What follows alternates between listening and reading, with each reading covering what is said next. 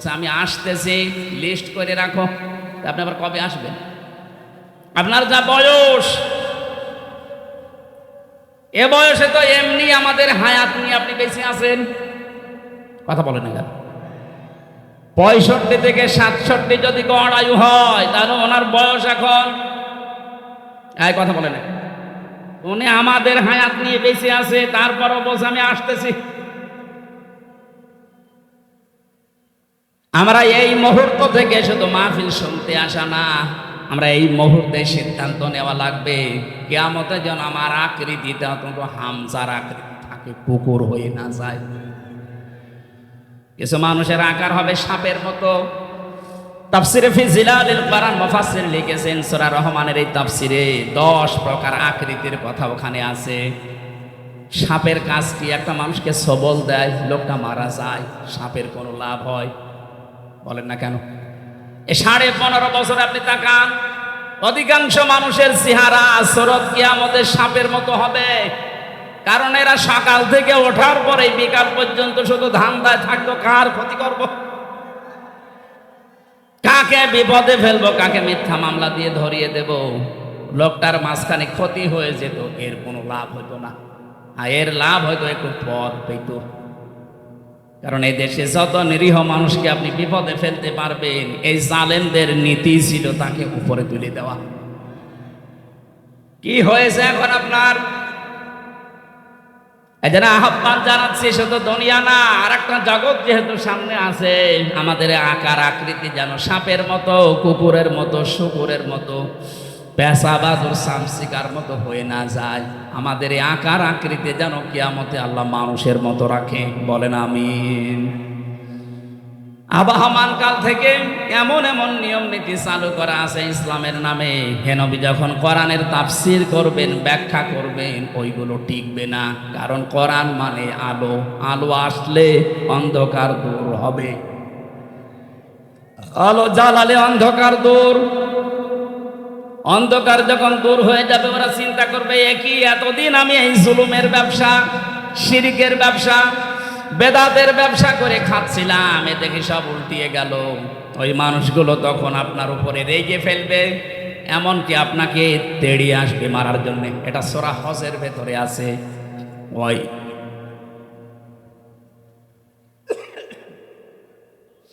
وَإِذَا تُتْلَى عَلَيْهِمْ آيَاتُنَا بَيِّنَاتٍ تَعْرِفُ فِي وُجُوهِ الَّذِينَ كَفَرُوا الْمُنكَرَ।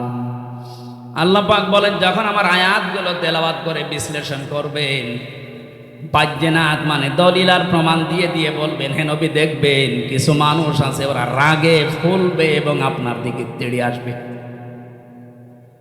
এজন্য কোরআনে হারাজনের ব্যাখ্যায় দুইটা পড়েছি, না বুঝে রাগ করা এবং কিছু মানুষের ব্যবসা বাণিজ্য বানানো, সেগুলো বন্ধ হয়ে যেতে পারে, তখন তারা মন খারাপ করবে, রাগ করবে। এই ধরনের মানুষ সারা পৃথিবীতে আছে, এ বগুড়ায়ও আছে।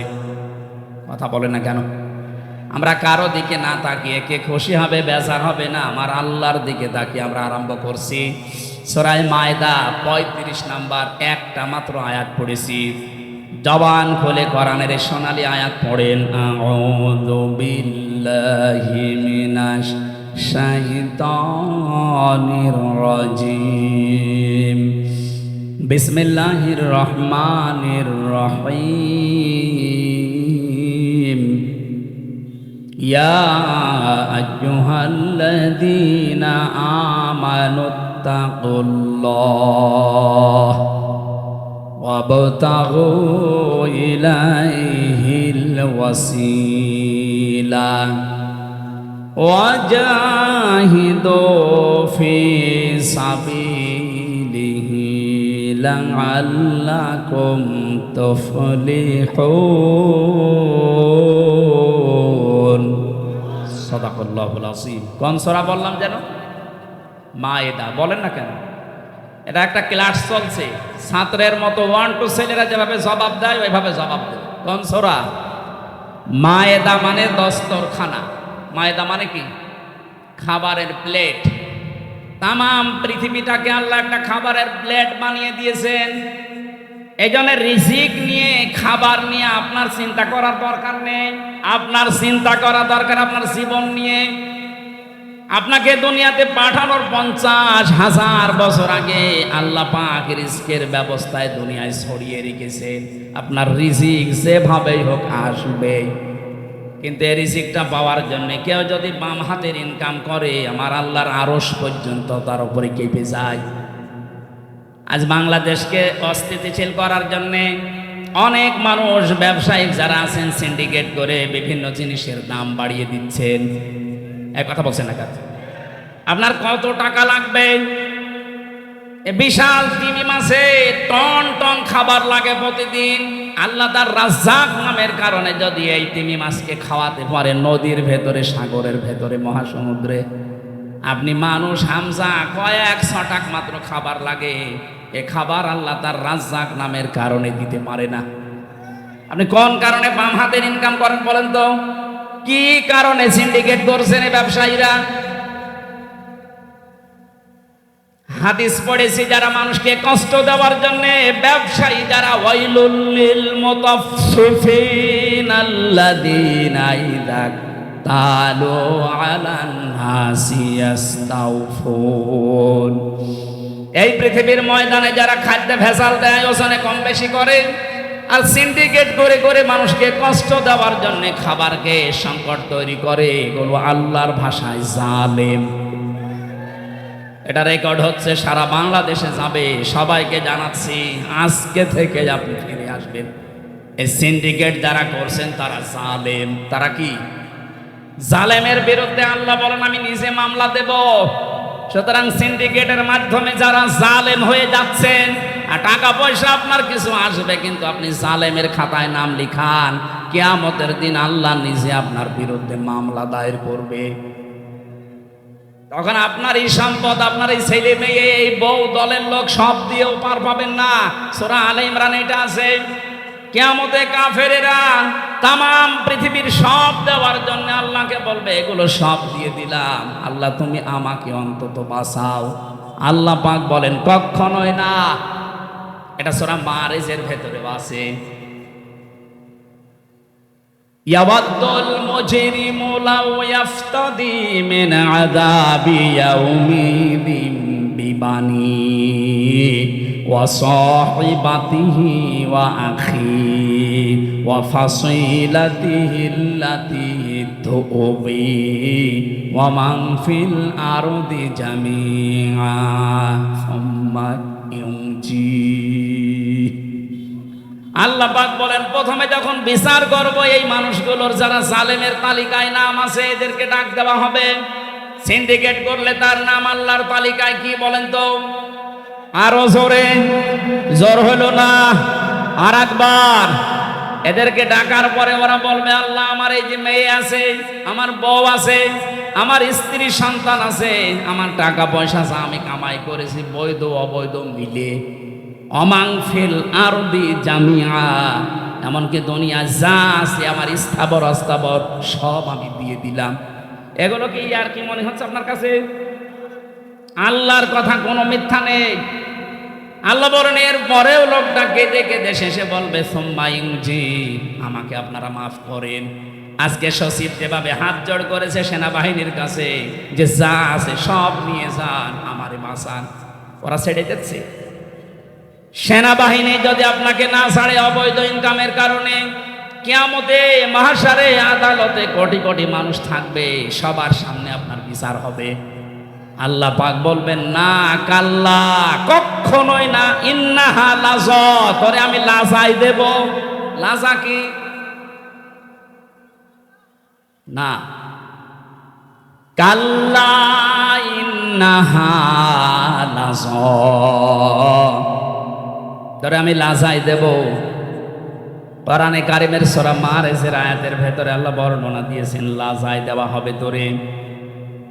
নাযাআতাল লিশাওয়া তাদউ মান আদবারা ওয়া তাওয়াল্লা ওয়া জামাআ ফাআওয়া। লাজার প্রথম পরিচয় আল্লাহ বলেন, এমন একটা জাহান্নামের দরজা দিয়ে তোরে প্রবেশ করাবো, ওই ঘরে ঢুকলে তোর চামড়া আগে আলাদা হয়ে যাবে। পৃথিবীতে বহু শাস্তির জায়গা আমি দেখেছি। আয়না ঘরে আমারে 10 দিন যে অত্যাচার করেছিল ওরা আমার উপরে, আমি নিজে তো সাক্ষী, আমি দেখেছি। উল্টো করে আমারে চলিয়েছে, চোখ বেঁধে পেছনে হাত হ্যান্ডকাপ দিয়ে মাথায় দড়ি দিয়ে 11 ঘন্টা টাঙিয়েছে। খাবার দাবার না, পানি চেয়েছিলাম, বলে পানি নেই। বহু প্রশ্ন আমাকে করেছে, যে সমস্ত জিনিস দিয়ে যে নখ তুলে নেয়, এই সমস্ত জিনিসগুলো সামনে এনেছিল। অত্যাচার জুলুম যতটুকু আমি পেয়েছি, কিন্তু আমার শরীর থেকে কোনো চামড়া খসেনি। কথা বুঝতেছে? হ্যাঁ, কিছু মানুষের নখ তোলা আছে আমি দেখেছি। ওই মাটির নিচে যে ঘরের ভেতর আরো অত্যাচার করে, ওই মানুষগুলোর কিছু হাড়ও আমাকে দেখিয়েছে যে এইগুলোকে শেষ করে ফেলেছি। শিবিরের কেন্দ্রীয় সাবেক সভাপতি দেলাওয়ার ভাই এবং মাসুদ ভাইকে যারা কুত্তার মতো পিটিয়েছিল, কুকুরকে যেভাবে মানুষ পিটায়, লাঠি দিয়ে, গোতা দিয়ে, লাঠি দিয়ে যেভাবে মারে, আমারে বলছিল যে এইভাবে আমরা মেরেছিলাম। আল্লাহ এমন শোধ নিয়েছে, এখন তারা গর্তের ভেতর থেকে বের হওয়ার কায়দা নেই। তা আমি এখানে সাওয়ায়ের ব্যাখ্যায় কথা বলছিলাম। পৃথিবীতে বহু শাস্তির জায়গা আমি দেখেছি। পৃথিবীর বড় বড় হাজতখানার নাম শুনেছি, কারাগারের। আমেরিকার ওই কারাগার খুব কঠিন, ব্রিটেনের কারাগার খুব কঠিন, রাশিয়ার কারাগার খুব কঠিন। কিন্তু মানুষের চামড়া তুলে ফেলে এমন জায়গা আমি শুনিওনি, পাইওনি। আল্লাহ বলেন, এমন একটা ঘর বানিয়েছি, ওখানে ঢুকলে আগে চামড়া খসে যাবে। এই লাসা কাদেরকে ডাকবে জানো? 2টা গুণ যাদের ভেতরে আছে, ওদেরকে লাসায় ডাক দেবে, আসো ভাতিজা আসো। বলে না এটা? আসো ভাতিজা আমার দিকে আসো। কাদের? যারা সত্যকে সত্য জানার পরে মুখ ফিরিয়ে থাকতো। এ বাংলাদেশে এই রোগ বেশি, চোখে আঙ্গুল দিয়ে দেখিয়ে দেওয়া হয়, এরপরও ঘাড় ঘুরে চলে যায়। আপনার কি করা লাগবে? ফেরেশতা এসে আপনাকে পিটাবে, তাহলে তো সব হয়েই গেল। নবীজিকে আল্লাহ জানিয়েছেন, হে নবী, আপনি দাওয়াতি কাজগুলো করেন। ওরা যে মানতে চায় না, ওরা কি চায়? ওরা কি চায় যে মেঘ থেকে কেউ এসে আপনার নবুয়তের সাক্ষী দিক। এরকম যদি কেউ দেয়, তাহলে আমার দুনিয়ায় পাঠানোর দরকার কি? এটা তো পরীক্ষার জায়গা। আমাকে না দেখে ওরা ফিরে আসে কিনা আমি এটা দেখতে চাই। সুতরাং সত্যকে সত্য জানার পরেও যারা মুখ ফিরিয়ে চলে যান, ঘাড় ঘুরিয়ে চলে যান, আপনার স্থান হবে ওই লাজায়। গেলে আপনার চামড়া আগে খসে যাবে। ও জামা ফাআওয়া, 2 নম্বরে যারা মাল সম্পদ জমা করে আর বারবার হিসাব করে কত হচ্ছে। 15.5 বছরে বহু মানুষ এই করেছিল, শুধু জমা করতো আর হিসাব করতো কিরকম হয়েছে। একটাও এখন ভোগ করার কোনো কায়দা আছে? এখন যে দাবি করবে এইটা আমারও, দাবি করলো মার খাবে। আমার ভাইরা, আমি যে কথাটা বলেছিলাম, সূরা মায়েদা আল্লাহ রাব্বুল আলামিন জানাতে চেয়েছেন, বান্দা মাত্র 6টা খাবার লাগে তোমার জন্যে। এতটুকু খাবারের জন্য তুমি ডান বাম হাত কিছু মানো না, সব হালাল করে নাও বাবা, শাহজালাল সব হালাল। অথচ তামাম দুনিয়াটা আমি দস্তরখানা খাবারের প্লেট বানিয়েছি। আজ যারা সিন্ডিকেট করে করে মালের দাম বাড়িয়ে দিচ্ছেন, কিয়ামতে আপনাকে আল্লাহ নিজে লাজায় ঢুকিয়ে দেবে। বলেন নাউজুবিল্লাহ। এটা শুধু যদি বগুড়ার জন্য হতো, এই আয়াতগুলো আমি পড়তাম না। সারা বাংলাদেশ সহ বিশ্বের সব জায়গায় এটা বিভিন্ন ভাষায় যাবে। সবাইকে উদ্দেশ্য করে বলছি, আমরা যেন পাগলামি না করি। কার জন্য করছেন? যার জন্য করছেন ওইটাই আপনার দুশমন হয়ে দাঁড়াবে। আল্লাহ পাক এই সূরাতে যতগুলো আয়াত দিয়েছেন, মাত্র একটা আয়াত আমি পড়লাম। 120টার উপরে আয়াত আছে। একটা মাত্র আয়াতে দেখেন কত কত কথা আল্লাহ লুকিয়ে রেখেছেন। এই জন্য তাফসির করতে গেলে যদি এক শব্দ নিয়ে কেউ চিন্তা ভাবনা করে, তার জীবন শেষ হয়ে যাবে। কোরআনের ওই শব্দের কথা শেষ হবে না।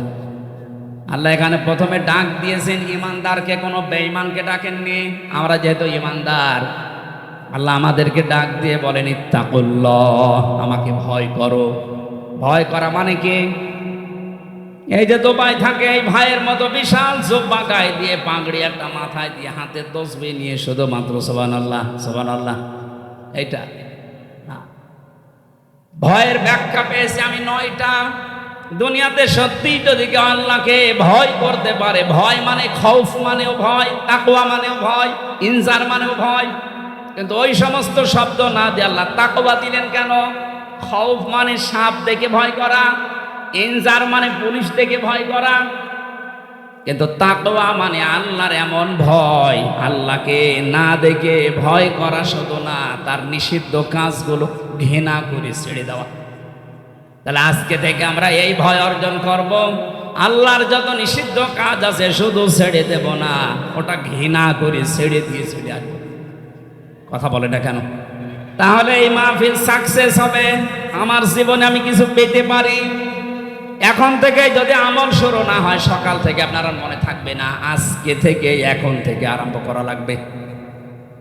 যাদের কাছে আল্লাহর নিষিদ্ধ সেই জিনিস আছে, এই মুহূর্তে এটা বাদ দেওয়া লাগবে, শুধু না ঘৃণা করে। কি করে বলেন বলেন? এই যে মোবাইল, এই মোবাইলে অনেক মানুষের এমন কিছু আছে যেটা নিজে নিজে দেখলে আনন্দ পায়, ভালো লাগে, মজা লাগে, আর অন্য কেউ দেখলে লজ্জা পায়। এই কথা বলছেন না কেন? এইটাই নিষিদ্ধ। সেটা যদি আপনার বান্ধবীর নাম্বার থাকে, ওইটাও নিষিদ্ধ। যারা পরকীয়া প্রেমের নাম্বার রেখেছেন, ওইটাও নিষিদ্ধ। নিষিদ্ধ যে জিনিস, এটার সংজ্ঞা হচ্ছে যা নিজে দেখলে ভালো লাগে, অন্য দেখলে লজ্জা পায়। এই কথা বলছেন না কেন? এরকম যাদের আছে, এই মুহূর্তে এটা ডিলিট করা লাগবে, তাও ঘৃণা করে। কারা কারা ডিলিট করবেন হাত তোলেন তো। কি আছে দেখি, মোবাইল দেখি, মোবাইল দেন। মোবাইল নেই মানে ক্যামেরা না। এই যারা হাত তুললেন, সত্যি আপনার মোবাইলে কি আছে এমন বলেন তো, যেটা নিজে দেখলে আনন্দ পান, অন্য দেখলে আপনার লজ্জা লাগে? বলেন। যা আছে এখন বসে বসে চুরি করে ডিলিট করে দিন। যাদের বিভিন্ন বান্ধবীর নাম্বার আছে, পরকীয়া প্রেম করেন, এই নাম্বারও এখন ডিলিট করে দেন, ব্লক করে দেন, জীবনে যেন আর কল দিতে না পারে। দেখেন, মুরব্বী মানুষ হাত তোলে, নাউজুবিল্লাহ।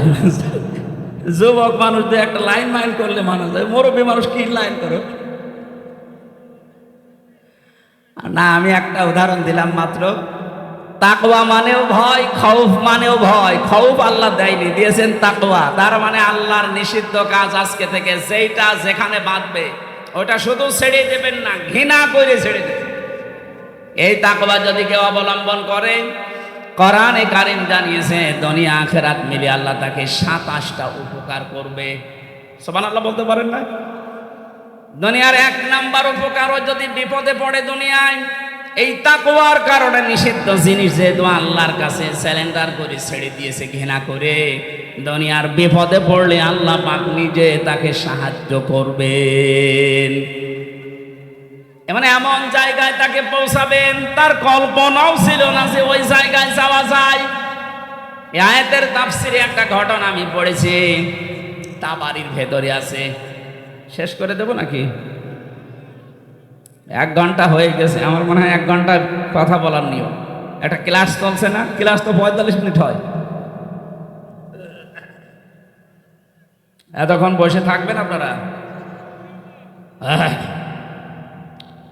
সুবহানাল্লাহ আলহামদুলিল্লাহ।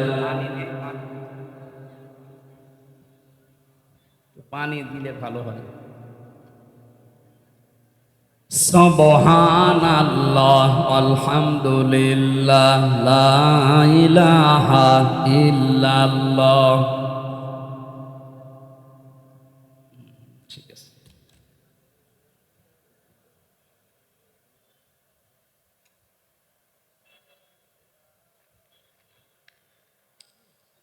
জিনিসপত্র তো ভালোই লাগিয়েছে না? ঠিক আছে, রুচি আছে এদের।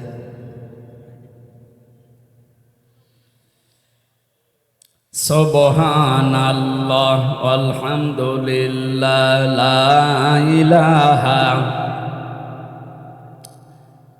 আমি জিকির করতে বললাম, আমরা কি করেন? মহিলা প্যান্ডেলে যদি বলতাম যে জিকির করেন, তো আমার মনে হয় যদি 2-3 গুণ আওয়াজ বেশি দিত। আপনারা কি পুরুষ মানুষ আছেন? তো দেখেন, তো আগে দেখেন, জবান খুলে পড়েন সুবহানাল্লাহ আলহামদুলিল্লাহ লা ইলাহা ইল্লাল্লাহ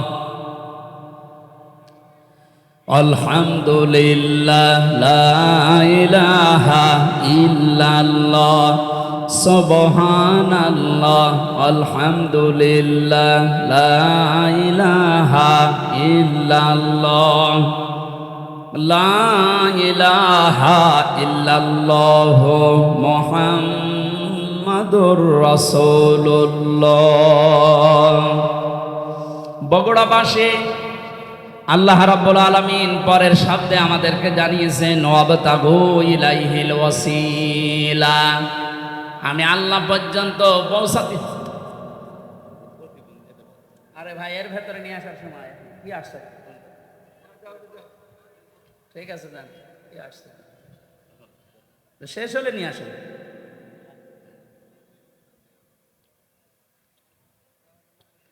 কেবল বাদাল মাদাল দিয়ে শুরু করলো, এক বেদের মেয়ে এসে একবারে বাদাল ভেঙে দিয়েছে। আমি শেষ করে দিই নাকি?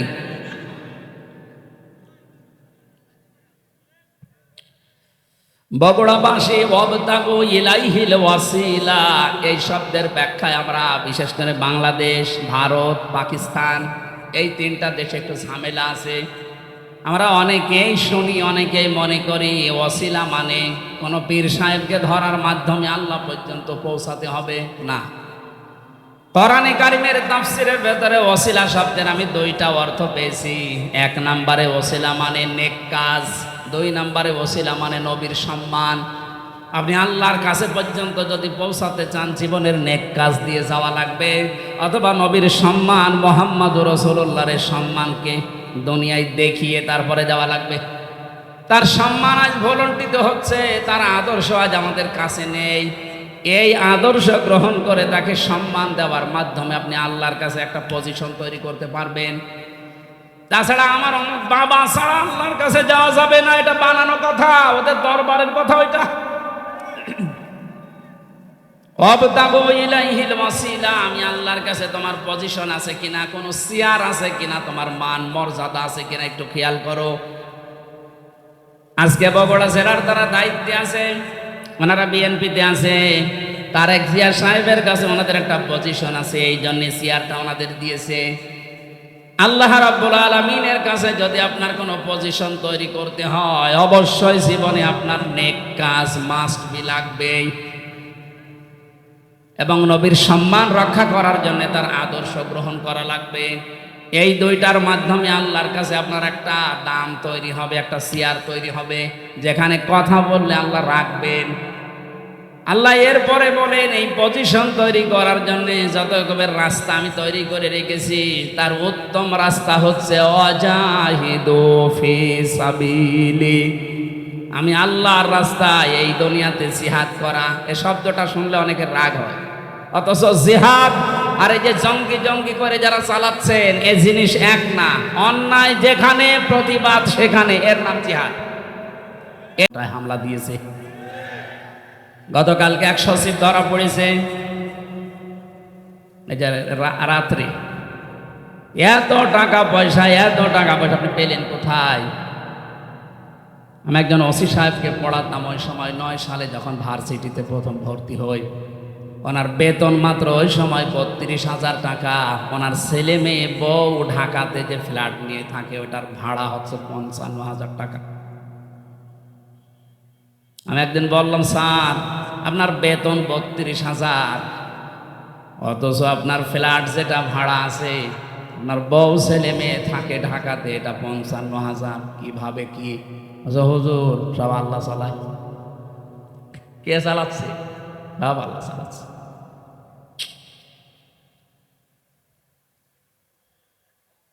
যারা অবৈধ ইনকামে বাম হাত ব্যবহার করছেন, আমি আমার ইমান থেকে কথা বলছি, আল্লাহর কসম, আপনার এই বাম হাতের ইনকামে যত কোটি কোটি টাকা পয়সা কামাই করবেন, অর্থ সম্পদ বানাবেন, আপনার এই অবৈধ টাকা আপনার বউ আপনার ছেলে মেয়েরা দুই পায়ে দাঁড়িয়ে আছে ভোগ করার জন্যে। কিন্তু এগুলোর দ্বারা যে অপরাধ যে গোনা হবে, একটা গোনা আপনার ছেলে মেয়ে বউ কেউ নেবে না। আল্লাহ এই প্রশ্নপত্রটা আগে আমাদেরকে দিয়ে দিয়েছেন। এর পরেও যদি আমরা ফেল করি, এক ছাত্রের গল্প শুনেছিলাম, এসে বাবার কাছে কাঁদতেছে। বাবা বলে, কি কাঁদো কেন? যে আব্বা রেজাল্ট দিয়েছে। রেজাল্ট দিয়েছে কি, তুমি পাস না ফেল? কথা বলে না। বারবার জিজ্ঞাসা করার পরে যখন কথা বলে না, দিয়েছে তুই থাপ্পড়। এই বলবি তো তুই পাস না ফেল? এবার মুখ খুলেছে, বলছে আব্বা ফেল করলে তো কথা ছিলাম 5-এ, নামিয়ে দিয়েছে 3। এখন আমার 5-এ উঠতে 2 বছর লাগবে। আমরা যে পাগলামিগুলো করছি, সূরা আলে ইমরানের 185 নম্বর আয়াতের শেষে আল্লাহ এই তথ্যটা দিয়েছেন, ওয়ামাল হায়াতুদ দুনিয়া ইল্লা মাতাউল গুরুর।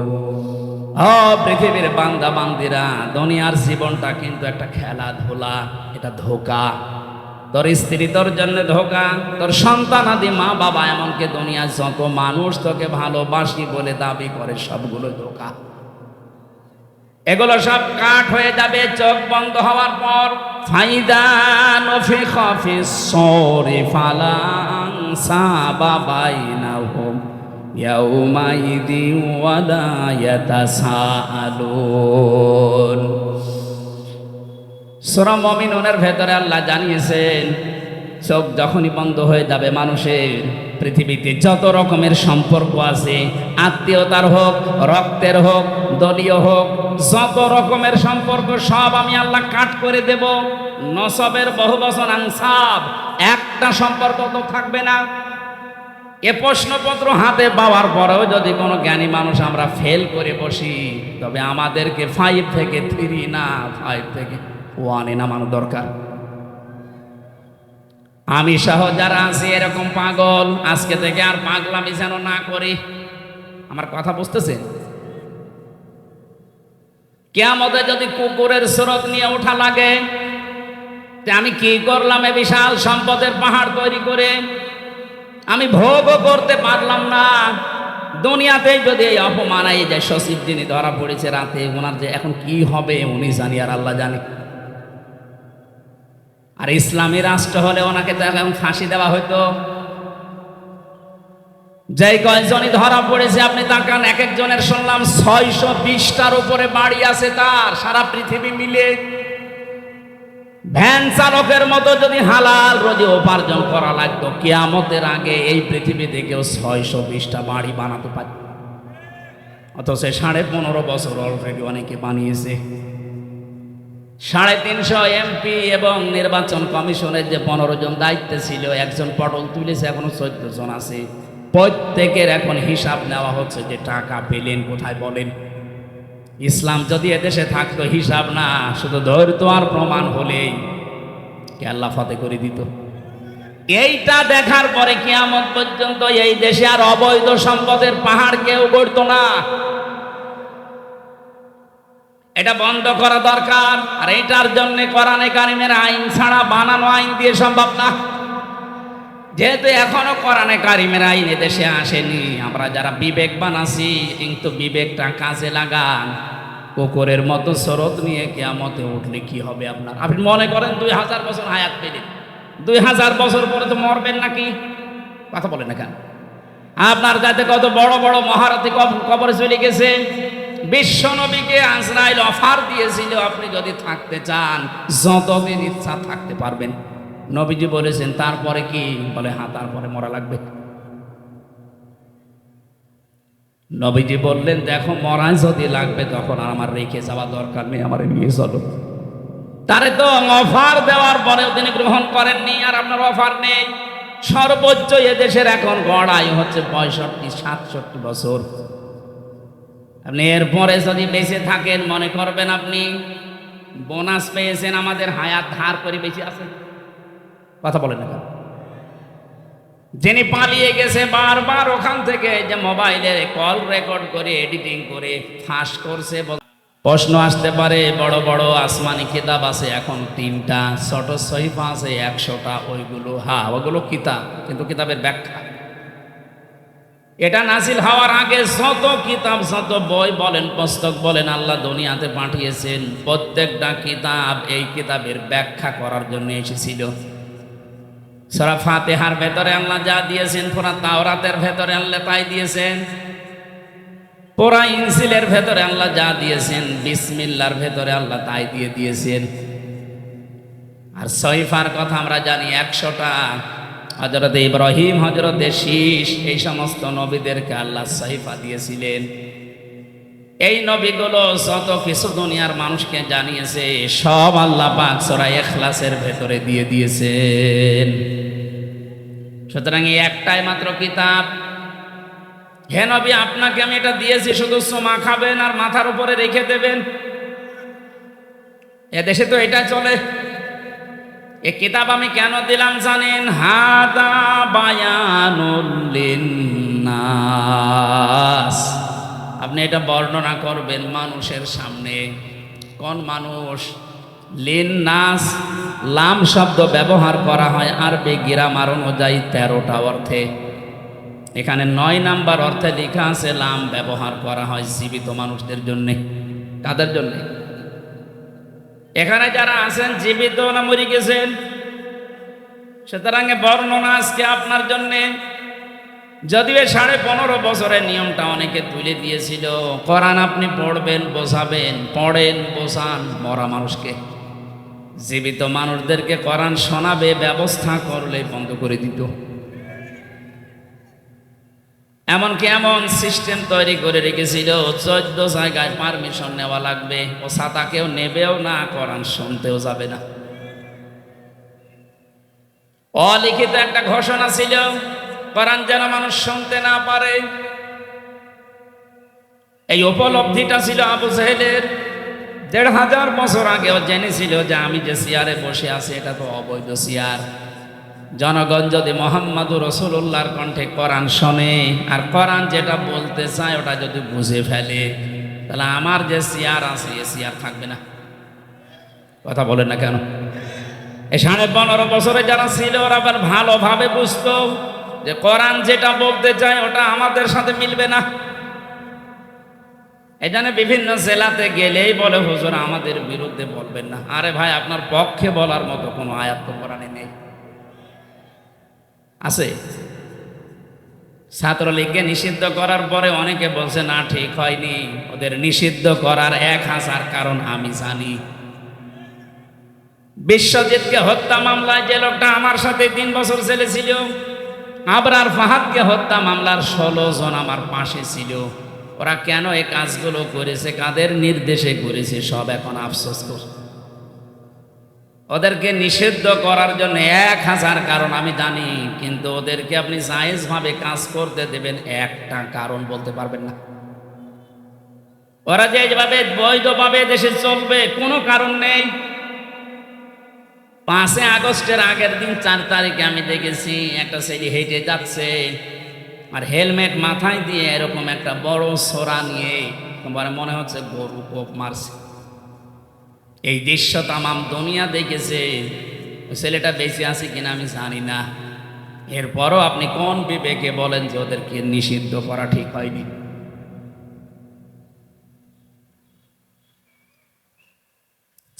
সালে 2006 সালে আগস্টের অক্টোবরের 28 তারিখে যে দৃশ্য ওরা দেখিয়েছে, তামাম পৃথিবী হতভম্ব হয়ে গেছে।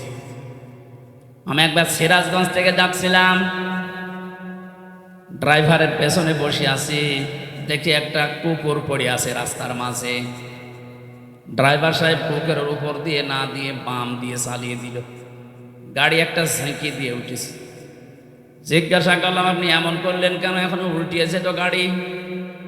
ড্রাইভার আমার বলছে, হুজুর দেখেন না একটা কুকুর পড়ে আছে, আমি ডবল করে চাকা চালাবো, আমার বিবেক নেই। আমি বললাম, তো মরা কুকুর, ওরে মারলেই কি আর না মারলেই কি? ড্রাইভার আমার দিকে ঘুরে বলছে, হুজুর আপনি কি আসলেই হুজুর? হ্যাঁ, আপনি কেমন হুজুর? আপনি দেখেন যে একটা মরা কুকুর পড়িয়েছে, যদিও নিকৃষ্ট। এ পৃথিবীতে জানি আমরা দুইটা জীব একেবারে নিকৃষ্ট, একটা কুকুর আর একটা শুকুর। তারপরও আপনার বিবেক বাধা দিচ্ছে যে মরা জিনিস ডবল করে মারা যায় না। অথচ গত বছরে, ওই সময় ছিল 7 সাল, গত বছরে 6 সালের অক্টোবরের 28 তারিখে তাম বাংলাদেশ থেকে একজনের নির্দেশ মতো লগি বৈঠা নিয়ে সৃষ্টির সেরা মানুষকে পিটিয়ে মারার পরে ড্যান্স দিয়েছে। এদেরকে আপনি মানুষ বলেন কোন কায়দায়? আমরা চাই শুধু ছাত্রলীগ না, এদেশে যারা এই জালেমদের দোষর প্রত্যেককে নিষিদ্ধ করা হোক। যারা মানুষের ভেতরে পড়ে না, ওদের কিসের রাজনীতি? আরে মানুষ তো রাজনীতি করবেই মানুষের জন্যে। সে যদি মানুষ পিটিয়েই মেরে ফেলে, ওর রাজনীতি করার দরকার কি? আপনি অন্য নীতি করেন।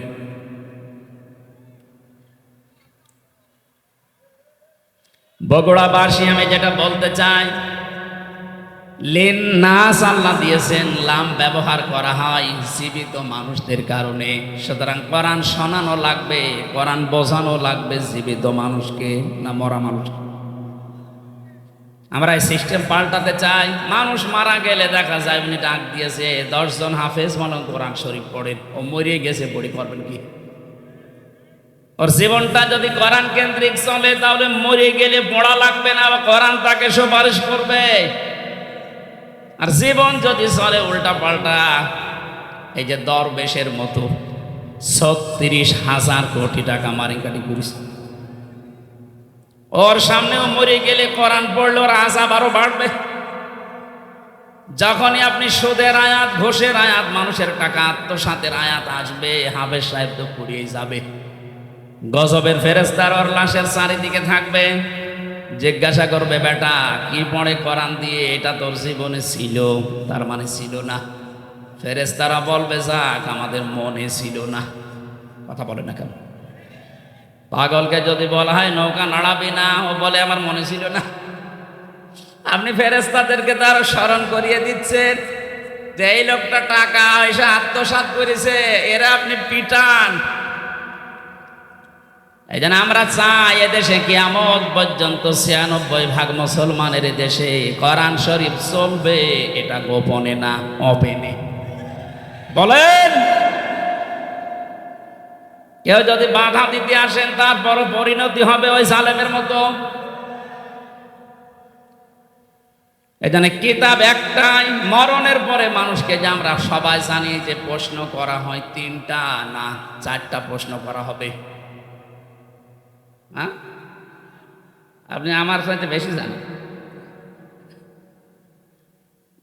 এটা আমার মনে হয় ঠিক হয়, এটা নামিয়ে দেন।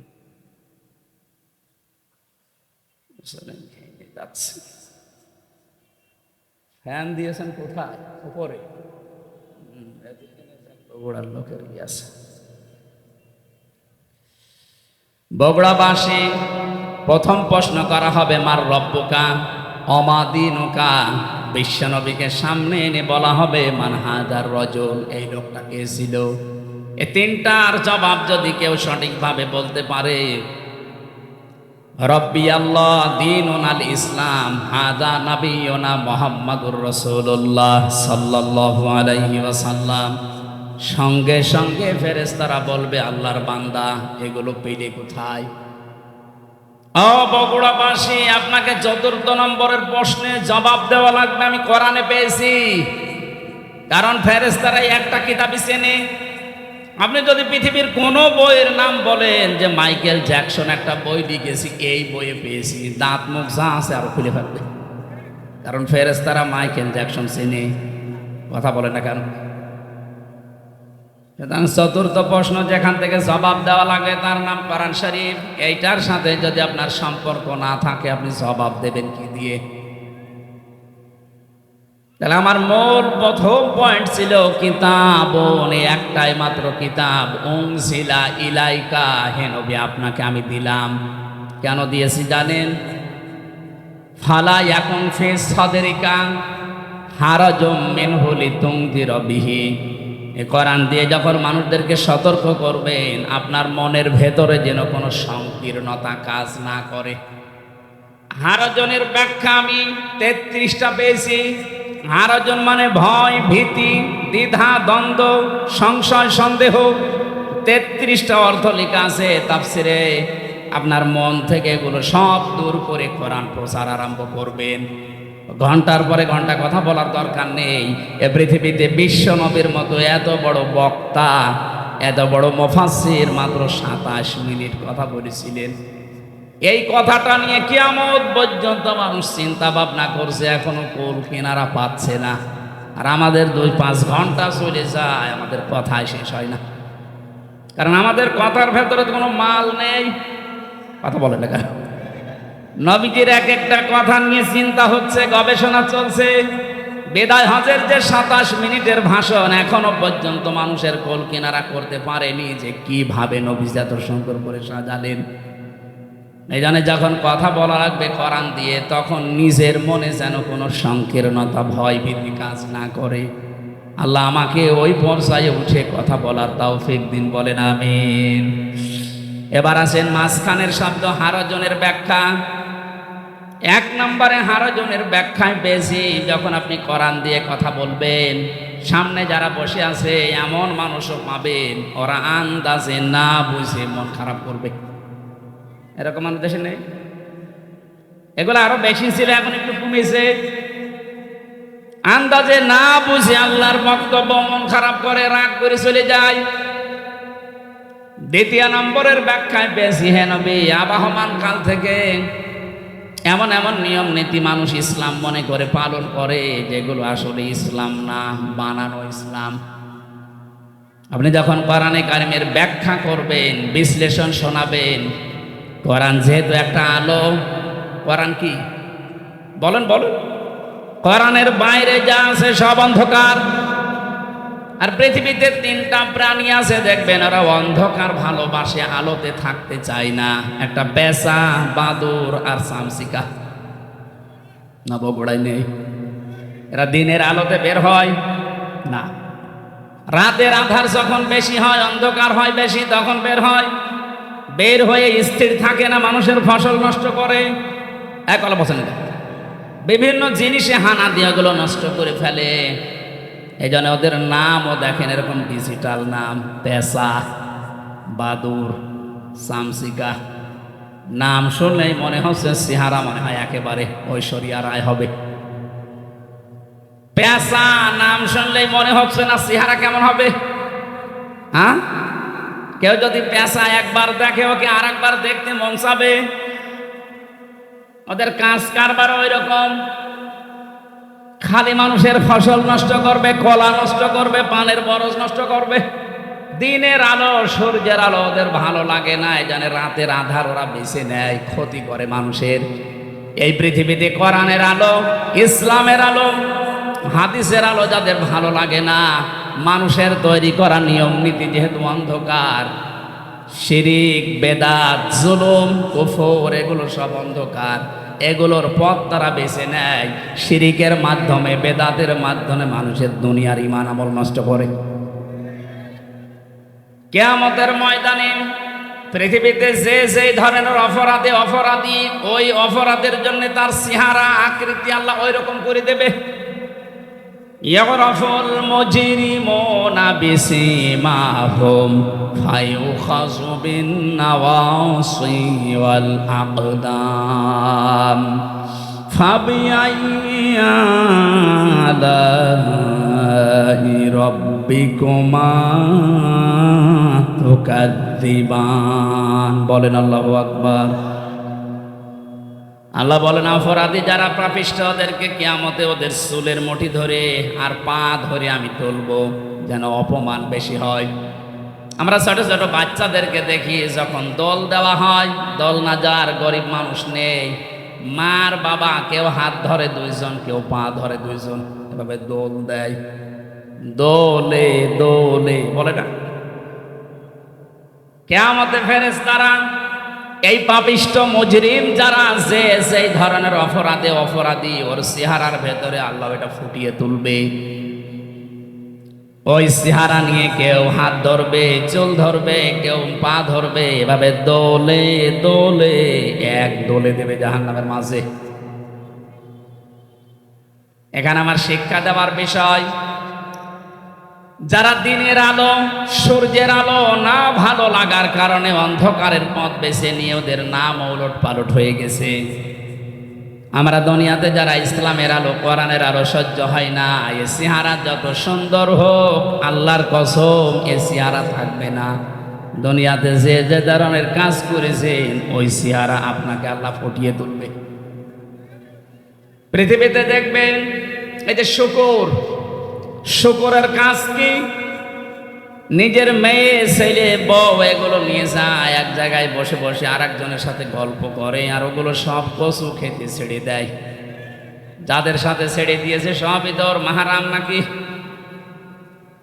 দুনিয়াতে বহু এই শুকর মার্কা মানুষ দেখতে পাওয়া যায়, নিজের বউ সুন্দরী, নিজের মেয়ে, নিজের পুত্রবধূ এগুলো নিয়ে যায় মার্কেটে, বিভিন্ন অনুষ্ঠানে, দোকানে, নিজে এক জায়গায় বসে বসে গল্প করে, আর ওগুলো সব আল্লাহর রাস্তায় ছেড়ে দিয়েছে। বেশি বললাম।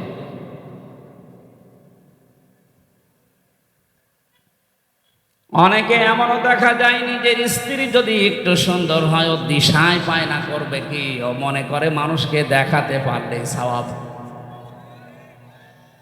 আমি যখন বিশ্ববিদ্যালয়ে ছিলাম ওই সময় দেখি কুষ্টিয়ার ওই যে গোল চত্বরে একজন নিয়ে যাচ্ছে মোটর সাইকেলে করে তার বউ। সালাম দিলাম, কে? আমার ভাবি। কি পরিয়েছে নে, কি শাড়ি না মশারি? না একবার তাকানোর পর আর তাকানো যাচ্ছে না, এত পাতলা। আমার কানের কাছে মুখ নিয়ে বলছে, হামজা আমি তো সারা জীবন দেখলাম, আমি আর কত দেখবো, এলাকার মানুষের হক নেই। হক আদায় করে রাখছে। এরকম হক আদায় করা পাবলিক দেশে নেই। যারা নিজের বউ দিয়ে, মেয়ে দিয়ে, পুত্রবধূ দিয়ে হক আদায় করেন, কিয়ামতের দিনে আকৃতি আল্লাহ বানিয়ে দেবে শুকরের। আমার তো এই আয়াতের ব্যাখ্যা পড়ার পরে মনে হয় বাংলাদেশে বহু মানুষের আকার থাকবে না, শুকুর হয়ে যাবে। কথা বলেন না কেন? কিছু মানুষকে আল্লাহ কুকুরের আকৃতি দিয়ে তুলবে। কুকুরের স্বভাব হচ্ছে আপনি দুইটা কুকুরকে খাবার দেন, একটাকে যা দিয়েছেন ও মরণ পর্যন্ত খেলেও শেষ করতে পারবে না, এত খাবার ওরা। তারপরও দেখবেন পাশেরটায় হামলা দেয়। 15.5 বছরে যারা অর্থ কামিয়েছেন, আমার মনে হয় ওর 14 বংশ যদি দুনিয়ায় থাকে শেষ করতে পারবে না। আমাদের আল্লাহ যেখানে পৌঁছানো কথা ওই জায়গায় পৌঁছিয়ে দেবে। সফলতার যে স্বর্ণ শিখর, আমাদের জন্য আল্লাহর বানানো একটা বাড়ি আছে জান্নাত। ওই জায়গা আমাদের বাবার বাড়ি। কার বাড়ি? হযরত আদম আলাইহিস সালাম আমাদের বাবা না? ওনার বাড়ি ওইটা। ওনাকে ওখান থেকে আল্লাহ নামিয়ে দিয়েছেন।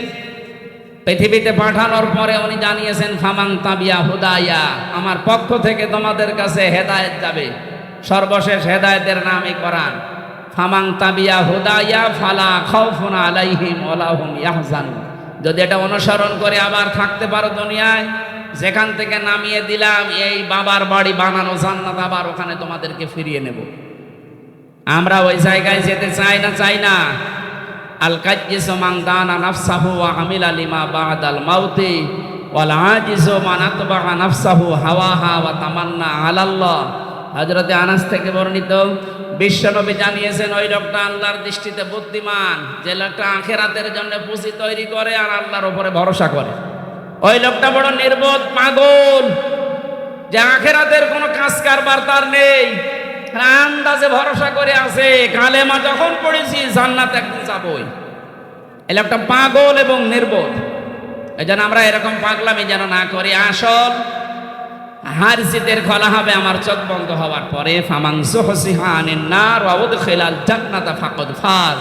সূরা আলে ইমরান 185 নম্বর আয়াতের মাঝের অংশে আছে। আল্লাহ বলেন, মানুষের ভেতরে জীবন সফল হয়েছে তার, যে আস্তে আস্তে করে জাহান্নামের কাজগুলো ছেড়ে দেয় আর জান্নাতের কাজের দিকে পা বাড়ায়। এই লোকটার জীবন সফল, আমি আল্লাহ তাকে মাফ করে জান্নাত এই ঘোষণা দিয়েছি। আল্লাহ রাব্বুল আলামিন আমাদেরকে জাহান্নামের যত কাজ আছে আস্তে আস্তে ছেড়ে দিয়ে জান্নাতের কাজগুলোর দিকে ধাবিত হওয়ার তৌফিক দিন, আমিন। বারাকাল্লাহু লানা ওয়া লাকুম ফিল কোরআনিল আযীম। আল্লাহুম্মা আমিন। লা ইলাহা ইল্লা আনতা সুবহানাক ইন্নী কুনতু মিনাজ জালিমিন। রব্বানা যালামনা আনফুসানা ওয়া ইল্লাম তাগফির লানা ওয়া তারহামনা লানাকুনান্না মিনাল খাসিরিন। রব্বুল আলামিন, বগুড়া গাবতলীর এই ময়দানে তোমার যে বান্দা বান্দিগুলো কোরআনে কারিমের আয়োজন সাজিয়েছে, দূর দূরান্ত থেকে আমরা যারা এসেছি, জীবনের অপরাধগুলো তুমি পাল্টিয়ে নেকি বানিয়ে দাও। হযরতে আদম আলাইহিস সালামকে তুমি যেমন মাফ করে দিয়েছো, আমাদেরকেও আদমের সন্তান হিসাবে ক্ষমা করে দাও। মা বাপ যারা আমরা হারিয়ে ফেলেছি, আমাদের মা বাপকে মাফ করে দাও। আল্লাহ তাআলা কোরআনের এই আয়াতে বর্ণিত যে বিধানগুলো আমরা জেনেছি, তাকওয়া, ওয়াসিলা এবং জিহাদ, এর মর্ম বাণীগুলো উপলব্ধি করার মাধ্যমে প্র্যাকটিক্যাল লাইফে সেট করার তাও দাও। মা বোনেরা যারা এসেছে, এদেরকে আয়েশার মতো, খাদিজার মতো বানিয়ে দাও। এলাকায় মাটির নিচে কত মানুষ ঘুমিয়ে আছে, আল্লাহ মানুষগুলোকে তুমি কবরে জান্নাত দিয়ে দাও। আল্লাহ তাআলা বগুড়া জেলার গাবতলীর এই জায়গাতে তোমার বান্দা শহীদ প্রেসিডেন্ট জিয়াউর রহমানের বাড়ি, কবরে আছে লোকটা, তার জীবনের ভালো কাজগুলো মঞ্জুর করো, অন্যায় কাজগুলো ক্ষমা করে দাও। তার ছোট ছেলেটাও তুমি ডাক দিয়ে নিয়েছো, আল্লাহ ভাই আরাফাত ভাইকেও তুমি মাফ করে দাও। যত মানুষ আমরা তোমার গোলামি করছি, তোটা ফাটা আমাদের মেহনতগুলোকে তুমি মঞ্জুর করো। জীবনের ভুল ত্রুটিগুলো আল্লাহ তুমি মেহেরবানি করে কোরআনের ইজ্জতে ক্ষমা করে দাও। এ দেশটা তুমি কোরআনের বিধান চালু করে দাও, চর্ম চোখে যেন দেখতে পারি তোমার আইন দিয়ে বাংলাদেশ চলছে। বারাকাল্লাহু লানা ওয়া লাকুম ফিল কোরআনিল আযীম। এ মাহফিলের সভাপতি, সহসভাপতি, প্রধান অতিথি, বিশেষ অতিথি যারা এসেছেন, হযরত ওমরের মতো তাদেরকে বানিয়ে দাও। আলহামদুলিল্লাহি রাব্বিল আলামিন। মরণ আসলেই যেন বলতে পারি লা ইলাহা ইল্লাল্লাহু মুহাম্মাদুর রাসূলুল্লাহ।